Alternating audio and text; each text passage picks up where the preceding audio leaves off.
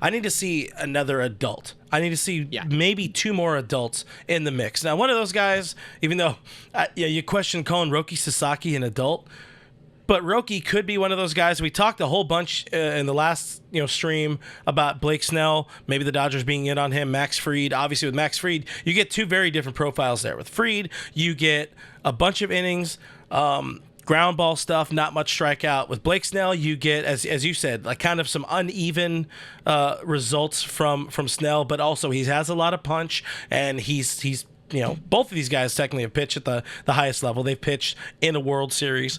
Both of those dudes offer different things the Dodgers may be looking for. One thing they also come with that the Dodgers might not be looking for is long-term commitment, like very long-term commitment, high-dollar commitment. And this is where I think this team will look for help via trade. I think this is one of those off seasons where last off season, it was splashy. It was spend all the money, go out and get the best available starter, which was Yoshinobu Yamamoto.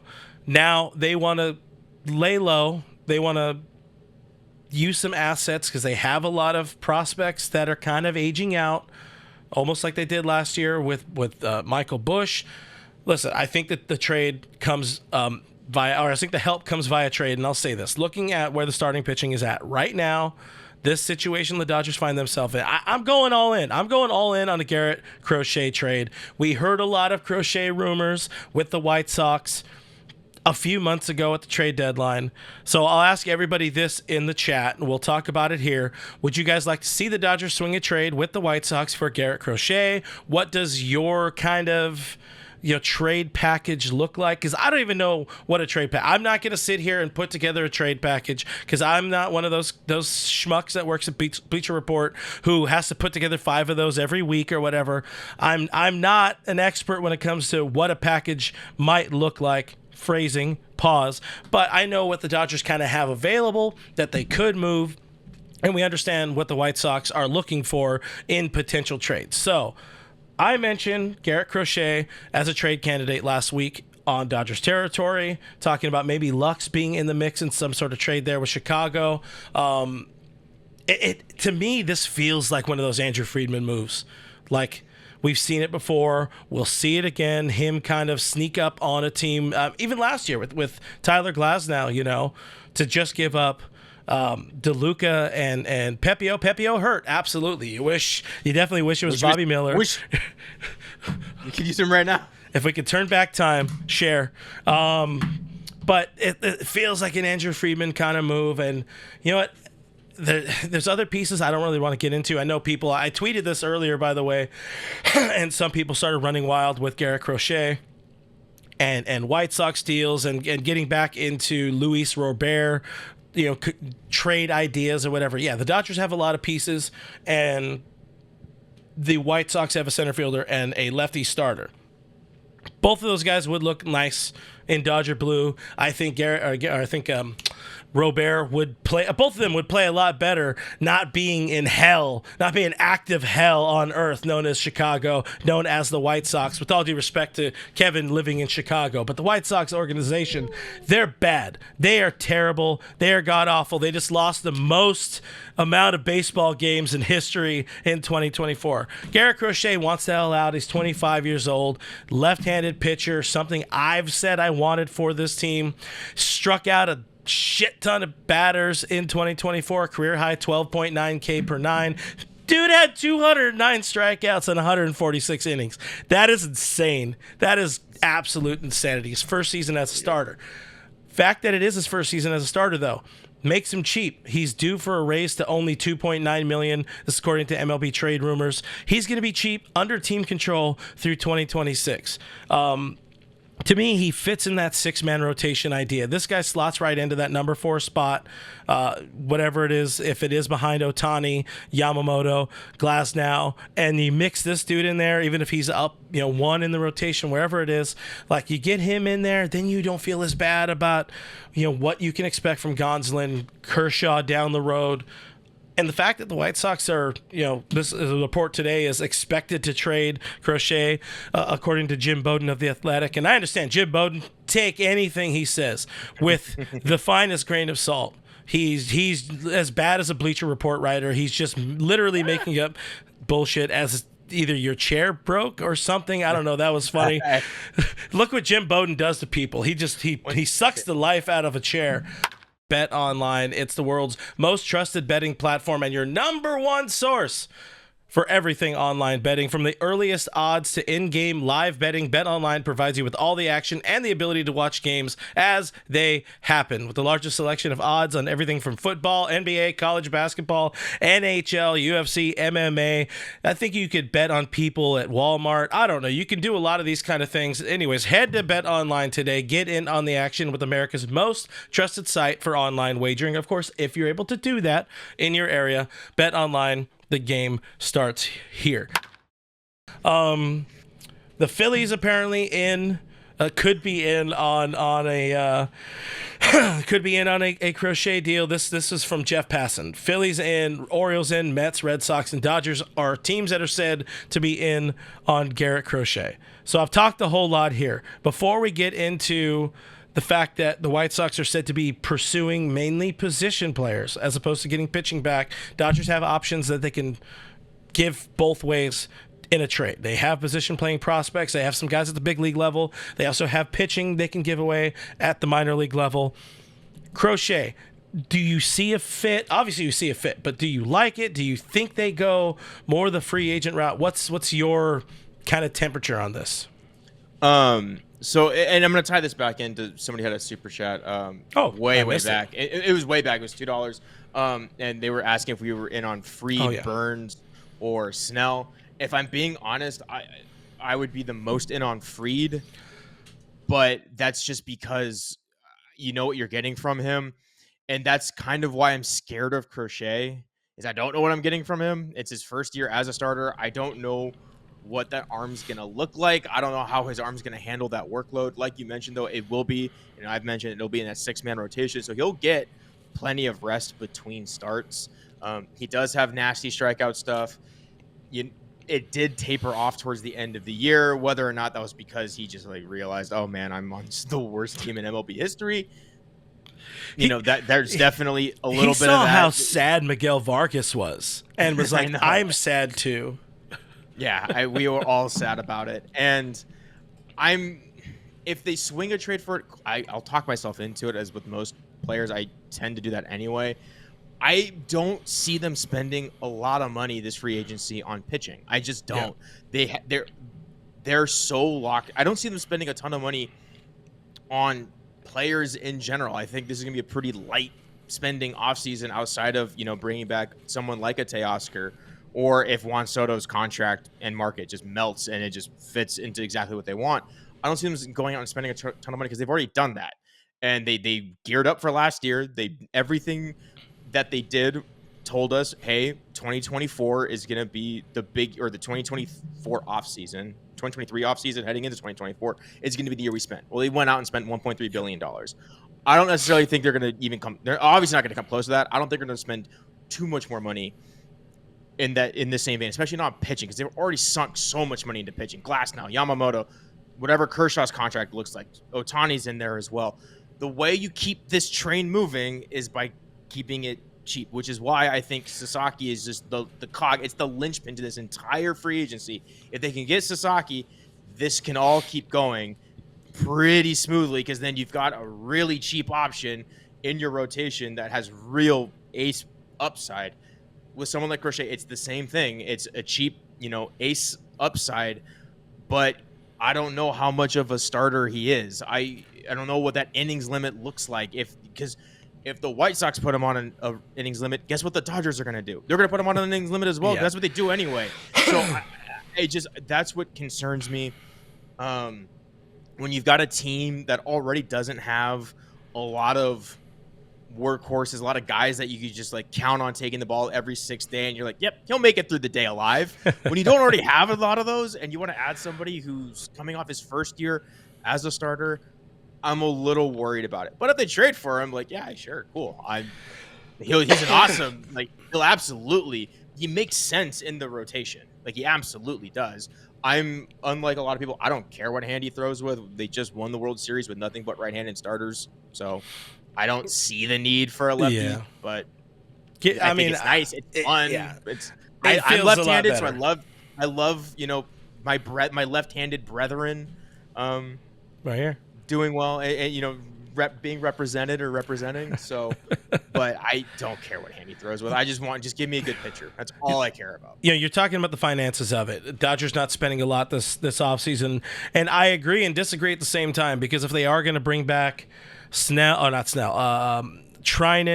and Teoscar and maybe Walker Buehler and maybe Kike Hernandez, that's already going to be a good chunk of change there. I mean, we're talking about You're not going to spend a lot on one player. You're not. Yeah, that's fair. That's fair. Yeah, I mean, we're going to give out. Yeah, we're looking at, I don't know, a ballpark, $120 million in commitment, something like that, maybe. But across like 6 or 7 players, not just like 2. Yeah. Now if you do add somebody cheap like a Roki Sasaki, in the same breath, like I already said, Garrett Crochet is a cheap dude. He has ace level upside. He just started for the first time in his career. Did make 32 starts, but only 146 innings because they did protect his innings a whole lot. The White Sox left him in their bullpen for way too long for some stupid reason. Left him in the bullpen for the first, 3-4 years of his career. He had the injury. A couple weeks or a couple seasons ago. I don't know why I said weeks. He had the elbow injury, but still, he's due for less than $3 million. And if you could add somebody who has, number 1, number 2 level stuff, that's going to be your number 3 or number 4 guy in the rotation for kind of, I'm not going to call them spare parts, but if, like I said, the White Sox are reportedly said to be focusing on position players and deals, that's even better for the Dodgers, because they have a bunch of position players at the minor league level that, as good as they may be, and as much as this may upset friends of mine like Casey Porter and Tim Rogers, prospect guys, they're never going to make it as Dodgers. We're never going to see Alex Freeland do much as a big leaguer as a Dodger. You're not going to see Diego Cartaya do much of shit as a big leaguer as a Dodger. Austin Gauthier, however you want to say it, he's somebody the Dodgers could lose in the Rule 5 draft if they don't protect him. And by the way, they do not have roster space to protect a lot of their Rule 5 guys. So they have some pieces available. Gavin Lux, I've mentioned Gavin Lux is somebody who, if you're reading the writing on the wall, and let's say there is a scenario where the Dodgers are in the Willy Adames free agency, whatever, kerfuffle, if it's not even the right word. Gavin Lux does not have a place on this roster because, I'm sorry again, I will tell you, Kevin, Mookie Betts will never sniff shortstop again in his lifetime. Diane talking about Outman. I think BC and Diane talking about James Outman. And he'd look great in White Sox uniform. Right, and he would get an opportunity. Dodgers have position players that are available to trade, and this was just a few names I had thrown out there. Again, with Cartaya, Lux, Outman, Freeland, Gauthier. If we're talking about untouchables, there aren't a whole lot of them. I did a very minor amount of research. I'm sure there are more of them, but I had Dalton Rushing, Josue De Paula, Kellen Lindsey, Zaire Hope, Kendall George, Jackson Ferris. Those are my untouchable guys. So, and even if they're not interested in pitching, they're going to want pitching. Dodgers have a bunch of pitching they could trade away. Maddox Bruns, if he's healthy, if he's alive. If he can throw a strike. If he can throw a strike. So there's a lot of pieces that make sense to make this deal happen. I already said earlier, it feels like a very Andrew Friedman kind of move because they have the prospects. They need to move the prospects. They need a pitcher who's on the cheap and is under team control. He would be a Dodger through 2026, and the biggest raise he would get is to like upwards of 10 million, something like that in 2026. In 2026, dude's screaming Dodger, man. He's screaming Dodger to me. No, I mean, absolutely. There's been this inevitable roster crunch, this 40-man roster crunch. They kind of staved it off a little bit last year. Hey, look, it's reared its head again this year, where you've got an organization and if you've got a farm system and a development as good as they are. We talked about this at the top of the show.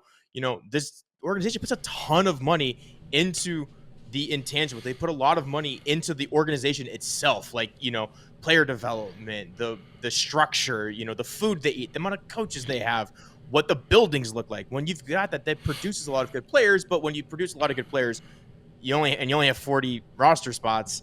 Yeah, you got to start trading them away once, they, push comes to shove in times like this. So eventually, we're going to have to figure out something. I'm still, if they get him, cool, awesome. I'll think, like, I'll be fine with it. I could still see a world in which they maybe trade for like a Sonny Gray and maybe offload some of Chris Taylor's contract. I don't know if the Cardinals are going to be doing much of anything. They might lose Goldschmidt. They might lose Arenado. Like, it seems like they're losing a lot. So I think, you trade some of those pieces for like it'll be cheaper prospect wise for Sonny Gray. Maybe dump at Chris Taylor, eat some of that contract, get off some of his money to offset what Gray's contract is going to look like too. It could that seems to be me more of an Andrew Friedman move, just because it's not like the top guy. He has the ability to trade for the top guys, but he doesn't always. I don't know. When I got raised, like, if it's too good to be true, it probably is. I have just like everything seems to fit a little too right that it doesn't. I'm not getting my hopes quite high enough to think that like Garrett Crochet will eventually be here. Well, let's look back 12 months ago. Did you imagine? Already gone, yeah. Huh? What happened? Who? No, what? Goldie is already gone. I believe he's a free agent. Yeah. He's a free agent. The Sonny Gray makes a lot of sense as well. Money wise, it would be I guess a salary offset. So I don't know how beneficial it would be for the Cardinals that are trying to cut payroll. If it was, let's pretend it's a 1-for-1 swap CT.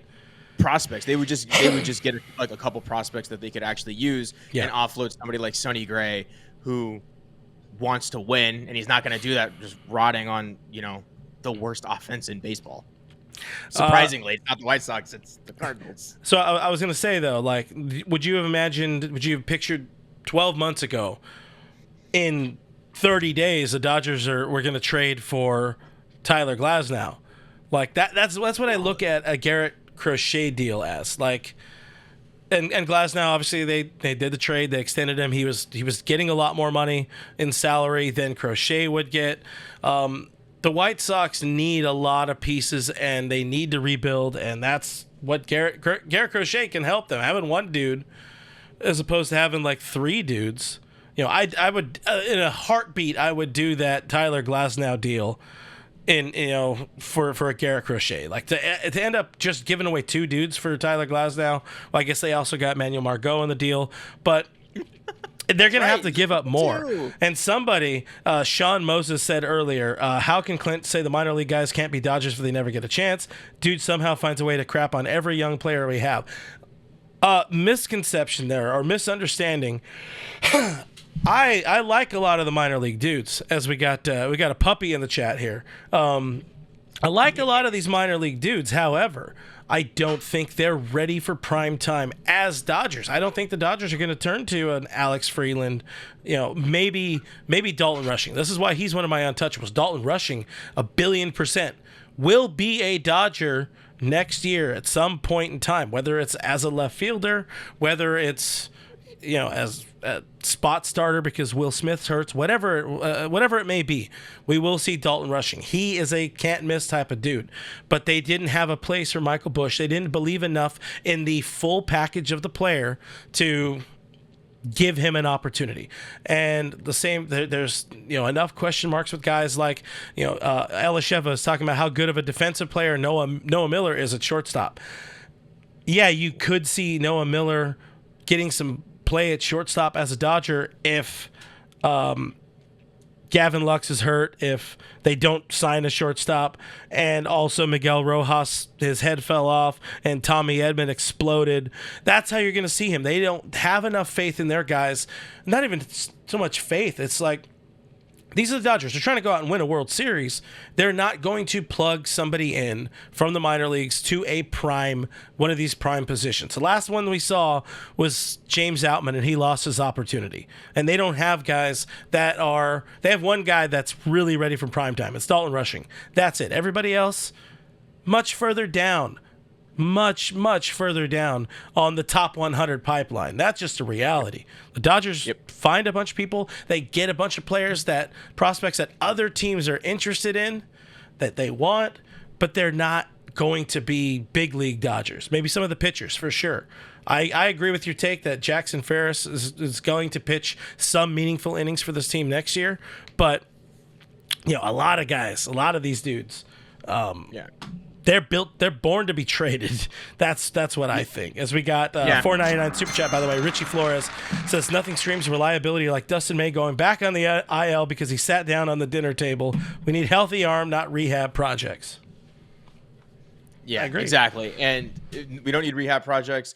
And the reason, it's not crapping on prospects like you said. It's just this team it's obviously win now mode. We just won. We just won a World Series.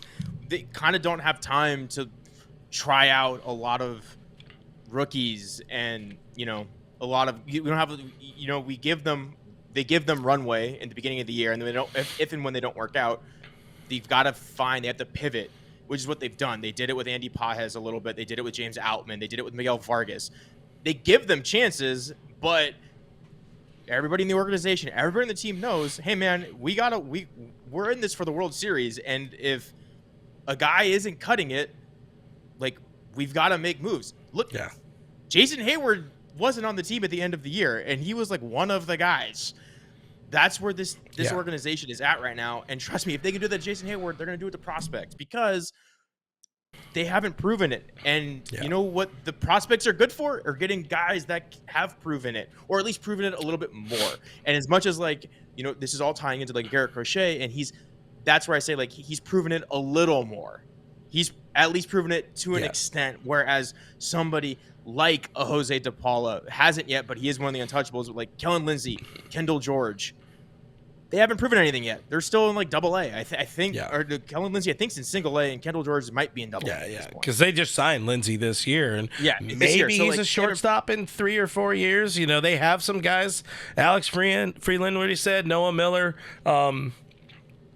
Austin Gauthier, there's another one. The name escapes me right now, but if those dudes are playing shortstop for the Dodgers in the postseason, something went wrong during the regular season or during this offseason. A few things. Cole says very few players the Dodgers trade end up as major leaguers. I mean, the closest to a for sure thing we had offensively was Michael Busch, and he had a very nice season with the Cubs. But we're gonna look 3 years down the line, the Cubs got fleeced on that deal. They absolutely got fleeced for Hope and Ferris. If Zaire Hope turns into what he looks like he's turning into, what he's doing right now. If Jackson Ferris already looks like the real deal, if Zaire Hope is anything like he's already showing, that's going to be a very lopsided trade. And Pika Peep says Dodgers do have a habit of holding on to their prospects for too long. This is true. They do. We're never going to. 27 years old. Yeah. There's a lot of those dudes, and if Outman gets an opportunity to play in Chicago, and Diego Cartaya gets a chance to be a big leaguer in Chicago, and Gavin Lux gets a chance to clear his mind and go be a shortstop in Chicago and earn himself a career, I appreciate what they did, as Dodgers. But give me Garrett Crochet, and I'm trying to run back and win another World Series. I mean, if that's what it takes, like I said, I'll talk myself into it. I mean, the team needs pitching. Both. I don't care where they get it from, as long as it's just a quality pitcher. So, I don't care what team it comes from, where it is. Get me a guy that, hopefully doesn't explode and can pitch quality innings. That's all I want. Is that too much to ask? It's not. It doesn't feel like too much to ask. But hey, you know what? Those are our thoughts on it. I'm definitely have already posted this as well as a standalone video for people who don't want to sit around for an hour-long live stream. So if you guys are watching the second play of this video, sound off in the comments below. Who do you want to see the Dodgers trade for? Would you rather see a Sonny Gray? Would you rather see a Garrett Crochet? Would you rather them just hold on to their prospects for no reason and go and spend more money on a Blake Snell, a Max Fried, maybe both? What happens if Roki Sasaki doesn't end up a Dodger? Sound off, drop all your thoughts down in the comments below.